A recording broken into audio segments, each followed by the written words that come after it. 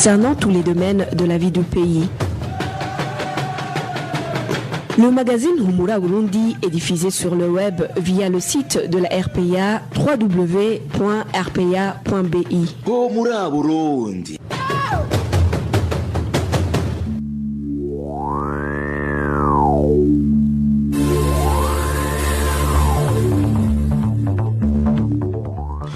Nous sommes le dimanche 23 février 2020. Bonsoir, bienvenue mesdames et messieurs à ce rendez-vous d'information dont voici le sommaire. Un policier qui faisait partie d'un groupe armé qui ont perpétré une attaque à l'hôpital Espoir de Kibuye la nuit de ce samedi en commune Bukirasazi a été tué par balle et une somme d'argent dont on ignore encore le montant a été volée. La situation est alarmante dans les différents camps des réfugiés burundais en Tanzanie. Ces derniers sont souvent victimes des enlèvements, comme vous allez l'entendre dans ce journal.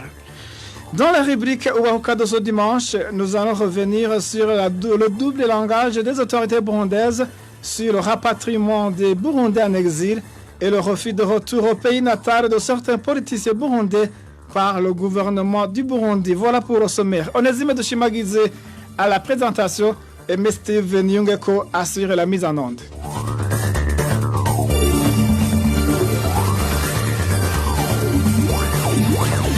Sécurité d'abord, un policier parmi les bandits armés a été tué par balle, un médecin a été blessé, une somme d'argent dont on ignore encore le montant a été volée la nuit de ce samedi lors d'une attaque des hommes armés perpétrée à l'hôpital Espoir de Kibuye en commune Bukirasazi, province Gitega.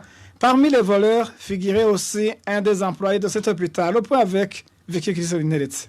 Ces voleurs à main armée qui ont attaqué l'hôpital Espoir de Kibuye sont venus vers 19h à bord de 2 véhicules selon notre source à cet hôpital. Notre source indique que ces bandits étaient munis de fusils et des armes blanches. Ils étaient en compagnie de l'aide des employés de cet hôpital, un certain Mertus Ngendangenzwa, le laborantin dans cet établissement sanitaire. C'est lui qui était l'éclaireur de ces voleurs. Arrivés dans les enceintes de l'hôpital, ces bandits armés sont entrés dans le bureau d'un certain George d'origine américaine qui travaille à cet hôpital. Ces bourreaux l'ont blessé au niveau de la cuisse à l'aide d'un couteau, l'ont frappé avec un crosse de fusil et l'ont également frappé avec un marteau au niveau du pied. Ils ont volé une somme d'argent en dollars américains dont on ignore encore le montant. Ils ont également volé les téléphones et les bagues des malades et du personnel de cet hôpital, selon toujours notre source. En sortant de l'hôpital, ces voleurs ne se sont inquiétés de rien car les policiers qui étaient au poste près de l'entrée ne sont pas intervenus, selon toujours notre source. Ils ont démarré leur véhicule et sont partis. En cours de route, certains employés de l'hôpital ont alerté les administratifs et les agents de la police de cette commune et ces derniers sont intervenus rapidement. Ils ont pu arrêter en des véhicules des bandits. L'un des bandits qui portait une tenue policière de l'appui pour la protection des institutions, appui en sigle, a échangé les tirs avec le policier de la localité qui venait intervenir et le policier voleur a succombé sur place et son corps a été amené dans la morgue de l'hôpital de Gitega. L'employé de l'hôpital qui était parmi les 3 voleurs a pu s'échapper et l'autre voleur est entre les mains de la police où il est en train de subir un interrogatoire. Nous avons essayé de contacter Swavis Habarugira, administrateur de la commune Bukirasazi, mais sans y parvenir. Merci à toi Vicky Chris Ninheretse. Page sécurité toujours, un habitant de la zone Nyakabiga, mairie de Bujumbura, est porté disparu depuis ce mercredi. Les membres de sa famille indiquent avoir cherché le leur dans tous les cachots de la mairie de Bujumbura, mais sans succès. Le point avec Barthazar Mewour. Cette personne qui a été portée disparue depuis le mercredi de cette semaine est un chauffeur de taxi du nom de Jean-Marie Nyonzima, alias James. Il habite au quartier Nyakabiga 1, commune Mukaza, à mairie de Bujumbura. L'un de ses voisins indique l'avoir vu dans son taxi stationné en face du palais des Arts devant le bâtiment communément appelé Bata. Le matin de ce mercredi, il est parti au travail comme d'habitude. Certains de ses camarades affirment qu'ils l'ont vu au centre-ville de Bujumbura le même jour, vers 16h. On ne sait pas qui l'a enlevé, entre la police et le service national de renseignement. Ce qui est sûr, le nôtre n'avait pas de conflit avec personne. Les membres de sa famille indiquent l'avoir cherché partout dans les cachots de la mairie de Bujumbura, mais sans succès. Nous avons cherché le nôtre dans différents cachots du service national de renseignement et dans d'autres cachots, mais on ne l'a pas trouvé. Selon toujours sa famille, Jean-Marie Nyonzima a été arrivé avec le véhicule qu'il utilisait. Ses proches demandent d'être informés sur l'endroit de sa détention et sur le mobile de son arrestation, d'autant plus qu'il ne fait pas partie d'aucune formation politique. Nous avons essayé de joindre à ce propos Pierre Mouriquier, le porte-parole de la police nationale, mais son téléphone sonnait sans que personne ne réponde. Toujours en page de sécurité, la situation va de mal en pis pour les réfugiés burundais du camp d'Ondouta en Tanzanie. Ces réfugiés sont victimes des enlèvements répétitifs. Et dans un délai ne dépassant pas 3 jours, a été enlevé 2 réfugiés. Parmi les victimes de ces enlèvements figure un chef de zone, Hervé Newhir. Ancien chef de zone 9 au camp de réfugiés d'Ondouta en Tanzanie, Joseph Sandeo, a arrêté par des éléments en uniforme policière. Ils l'ont retrouvé dans un des marchés du camp en train d'exercer son métier de boucher, c'était vers 15h de Dar es Salaam. Il s'est accusé par la police d'appartenir aux bandes armées. Mais les voisins disent qu'il serait tout simplement victime de son opposition aux décisions des responsables du camp lorsqu'il était encore chef de zone. Il était accusé d'être à la tête d'un groupe de bandits armés qui volent dans le camp d'Ondouta et Mutenderi. Mais nous savons que ce sont des mensonges. Ils ont commencé à être recherchés lors de la chasse des chefs des zones qui n'avaient pas caché leurs hostilités face au comportement du chef du camp. Il était parmi ces chefs recherchés et il restait toujours en cachette.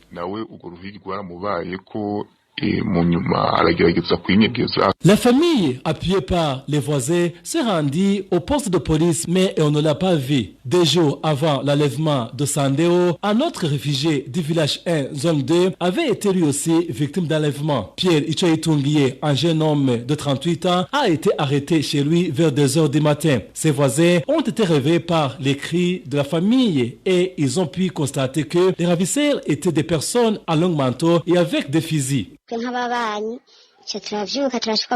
En tant que voisins, nous nous sommes réveillés et sortis de nos maisons. Nous avons vu des personnes à l'extérieur, mais nous avons compris qu'il y avait un autre groupe à l'intérieur de la maison. Par après, on a vu des autres personnes sortir et devant eux, notre voisin était ligoté. Il était en sous-vêtements, effrayé comme une personne qui allait être tuée. On a essayé de suivre et par après, on a découvert qu'ils avaient garé leur véhicule au niveau de la mosquée et ils l'ont embarqué.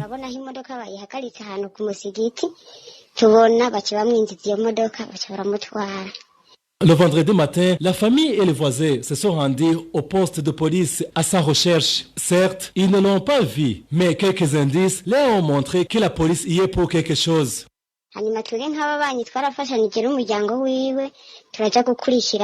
Les voisins avons accompagné la famille au poste de police. Là, on y a retrouvé le téléphone de sa femme et même le sien, signe que la police est impliquée. Mais ils ne l'ont pas reconnu. Ils nous ont signifié qu'ils ne l'ont pas vu.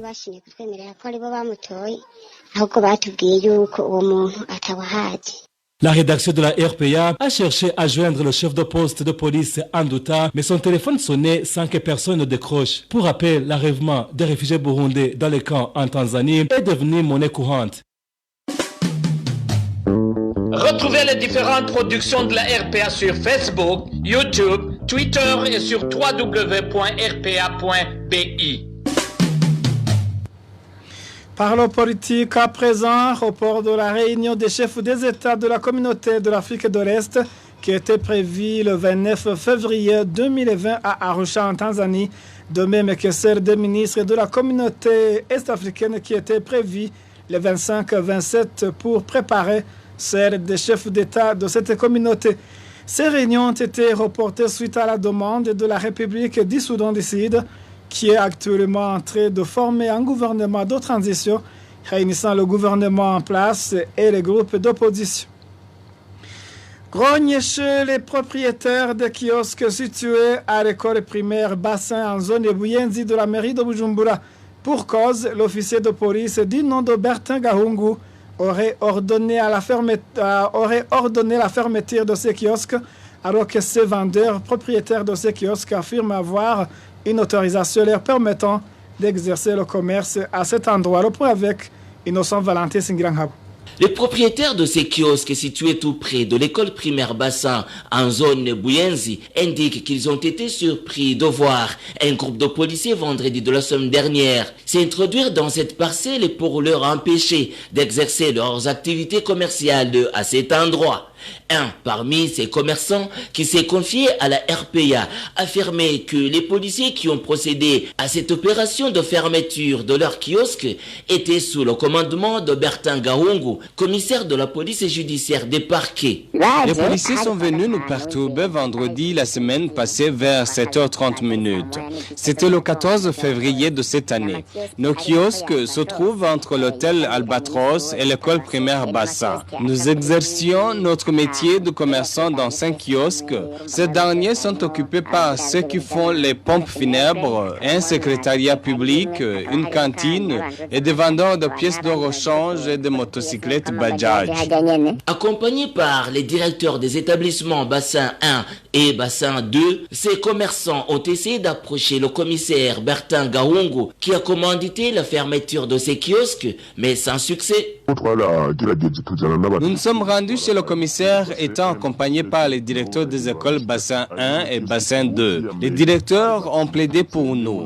Ils ont dit au commissaire Bertin que nous sommes reconnus par la mairie.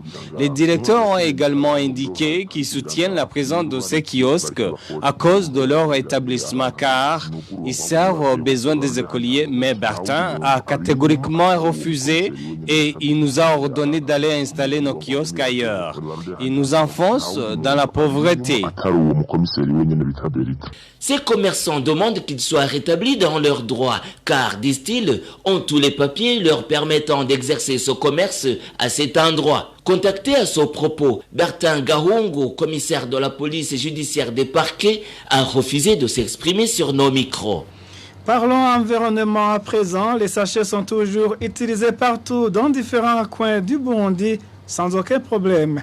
Malgré le projet de loi du 8 février 2018 interdisant l'usage de ces sachets avec un délai limite fixé au 8 février 2020, même les autorités qui ont promulgué le dit projet ne l'ont pas encore respecté. Walter Kwizera.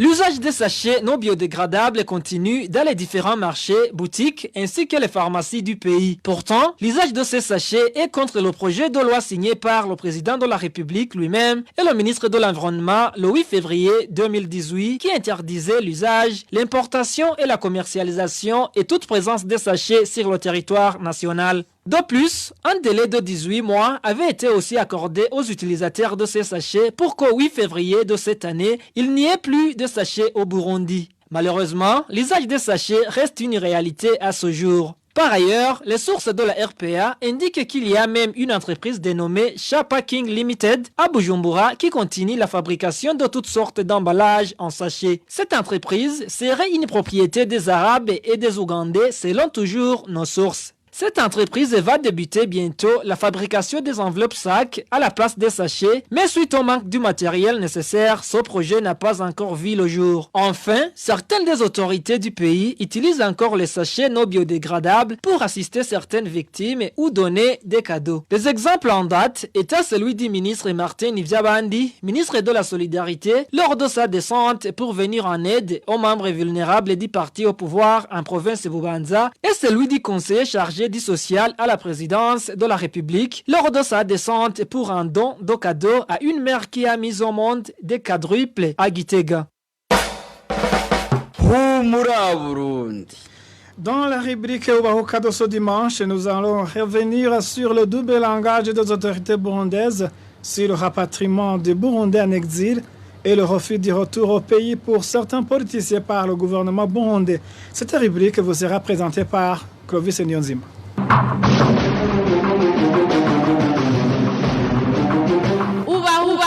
Ubahuka.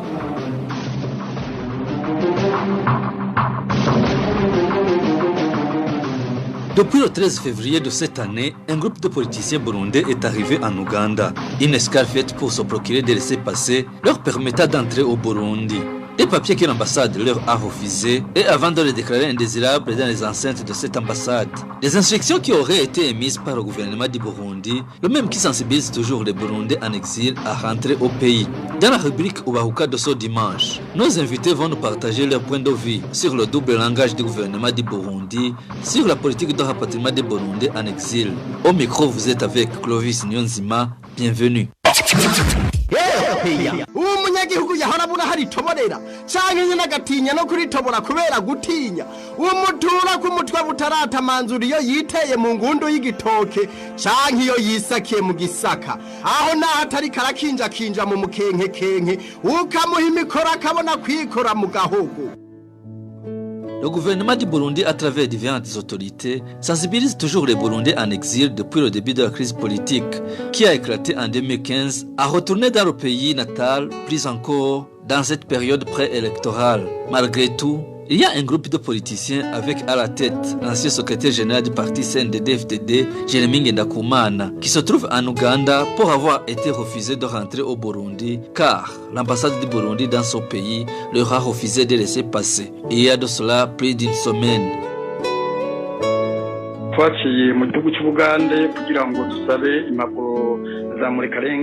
Nous sommes passés par l'Ouganda pour demander de laisser passer car nos passeports avaient expiré. Nous sommes donc arrivés à l'ambassade du Burundi afin de demander des papiers de voyage. On nous a donné des fiches que nous avons complétées.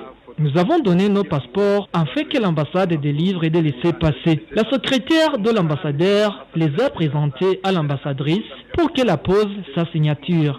L'ambassadrice a consulté Bujumbura et nous a dit qu'elle n'a pas de réponse et nous a dit de revenir vendredi. Vendredi, il n'y avait personne. Nous avons demandé à la secrétaire si nos laissez-passer étaient encore disponibles et a dit qu'il n'y en a pas. Juste après notre départ, l'ambassadrice a sorti une annonce comme quoi nous n'avons plus l'autorisation d'entrer à l'ambassade.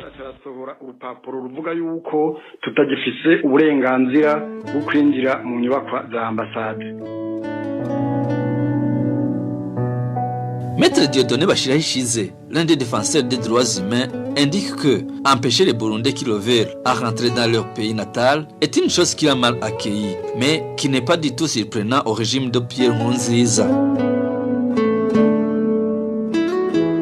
Le gouvernement du Burundi actuel a toujours considéré les leaders politiques de la société civile qui se sont opposés aux violations flagrantes des droits de l'homme, se sont opposés à la volonté du pouvoir de violer la légalité constitutionnelle comme des ennemis de la nation, comme des ennemis. Ils l'ont dit, ils l'ont redit dans des manifestations qui ont été organisées à Bujumbura après 2015. Manifestement, ils campent toujours sur cette position erronée. C'est incompréhensible qu'un Burundais qui désire rentrer au bercail soit freiné par une autorité politique ou diplomatique. Ce n'est pas compréhensible qu'une ambassade ferme la porte à ses citoyens qui veulent regagner leur pays natal.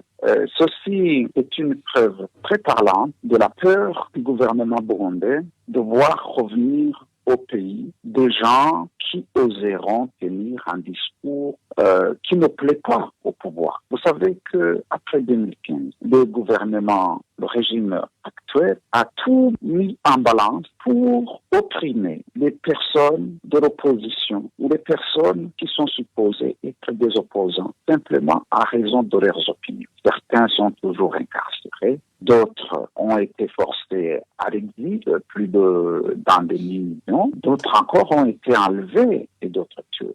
Donc, le gouvernement veut s'enfermer dans une sorte d'illusion qu'ils sont en train de servir leur pays, que ce sont eux les patriotes, et ils ont peur d'une opinion dissidente qui pourrait tromper le contraire. Donc, ils ont peur que ces gens reviennent, mais c'est très regrettable qu'un régime dise une chose et fasse son contraire. D'une part, en appelant les réfugiés à rentrer, et d'autre part, en fermant les portes aux gens, peut-être qui estiment être encore indésirables pour des calculs purement égoïstes.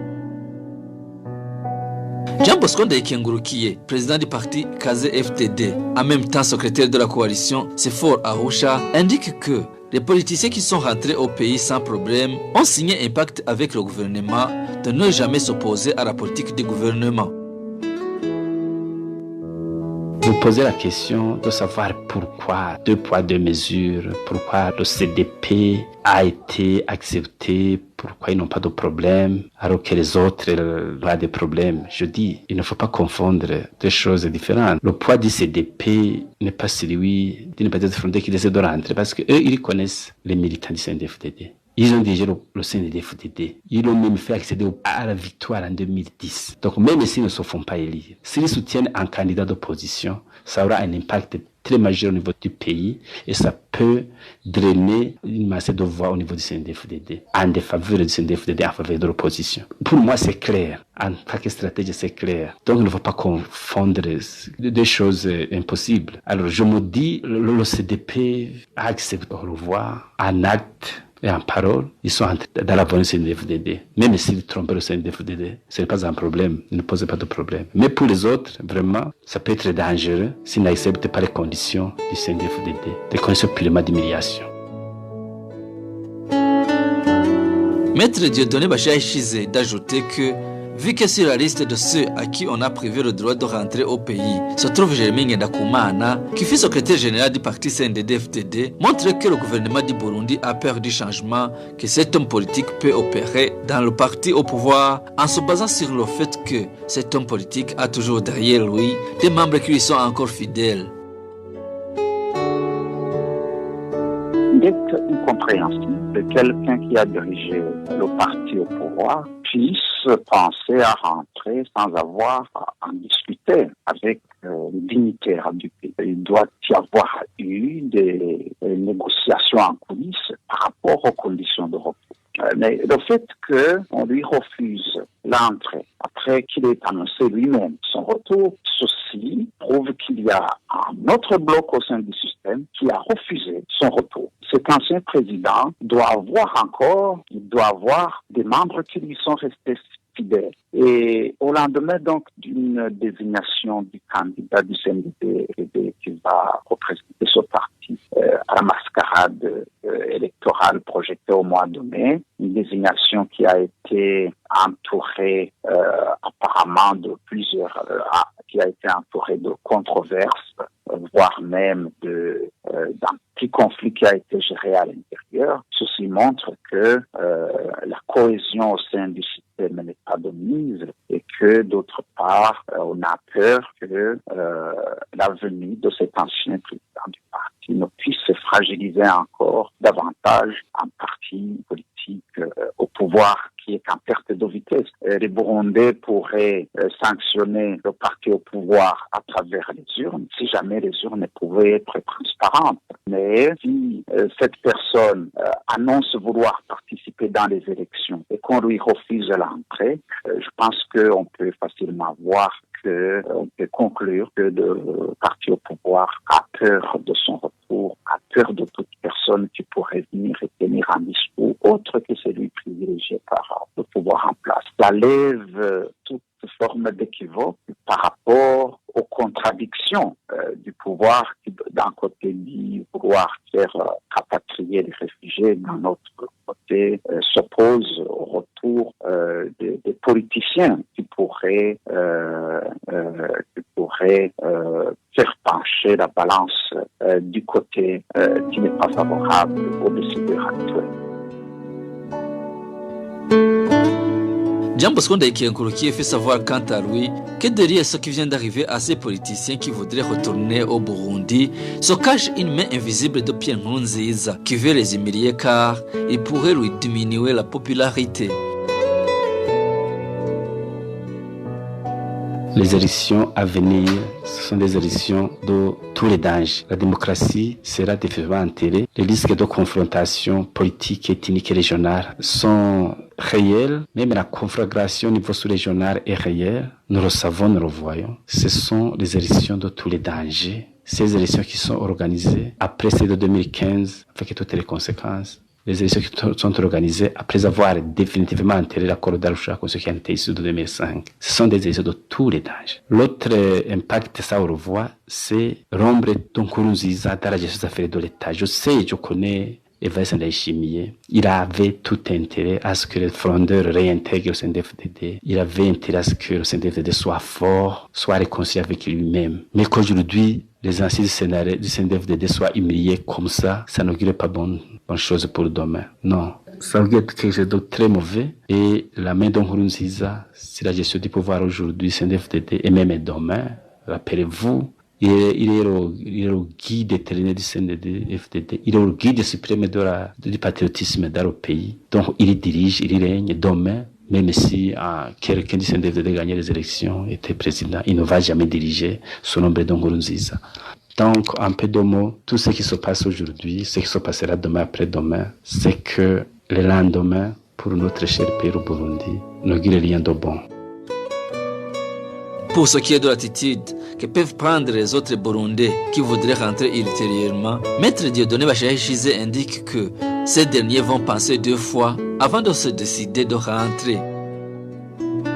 Voir étant isolé et en quête d'une certaine ouverture, essaye de tenir un discours auquel il ne croit pas. Lorsque le pouvoir dit vouloir rapatrier les réfugiés burundais se trouvant en Tanzanie en concluant des accords qui violent les droits des réfugiés, le pouvoir ne veut pas que ce demi-million de réfugiés qui témoignent de la persistance d'une crise à l'intérieur du pays, ils ne veulent pas que ces réfugiés restent dehors parce que ce sont des témoins vivants de cette crise. Donc, ils ne veulent pas résoudre les causes de l'exil, mais ils veulent tout simplement essayer d'effacer les traces de la répression toujours en cours. Que donc on refuse, on appelle d'une part, on fasse même pression aux réfugiés tanzaniens pour qu'ils rentrent, et qu'on refuse à certains politiciens le droit de rentrer. Vous voyez tous ces mandats d'arrêt ou ces dossiers judiciaires qui sont en cascade s'inscrivent dans cette logique de dire voilà, nous aimerions qu'il y ait ceux qui rentrent et ceux qui restent dehors parce qu'ils pourraient être gênants. Donc, d'une part, c'est très compréhensible qu'on rentre au moment où on est en train de spectrer les politiciens opposants internes. Il n'y avait pas une logique, mais je pense que maintenant, avec ce refus, les politiciens qui veulent rentrer peut-être dans l'espoir de pouvoir peser dans les élections à venir vont réfléchir à 2 fois avant de prendre une telle initiative. Tellement loin des affirmations du pouvoir, loin de la campagne du pouvoir appelant les réfugiés à rentrer, qui n'était qu'un trompe-l'œil. Aujourd'hui, le pouvoir vient de révéler son vrai visage. Le régime en place a peur que des opposants qui pourraient tenir un discours comme celui de ce Parlement, qui a rejeté des danguilles de patriotisme à la personne du président, des gens qui n'ont pas peur de la vérité. Ils ont peur que ce genre de personnes continuent à venir au Burundi, et surtout lorsqu'ils ont un certain poids sur l'échiquier politique.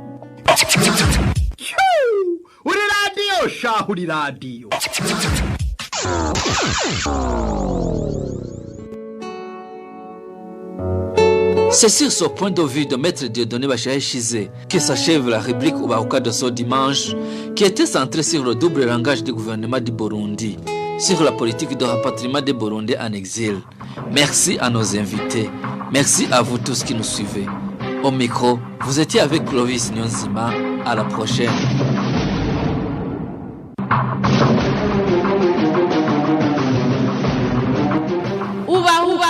Ubahuka.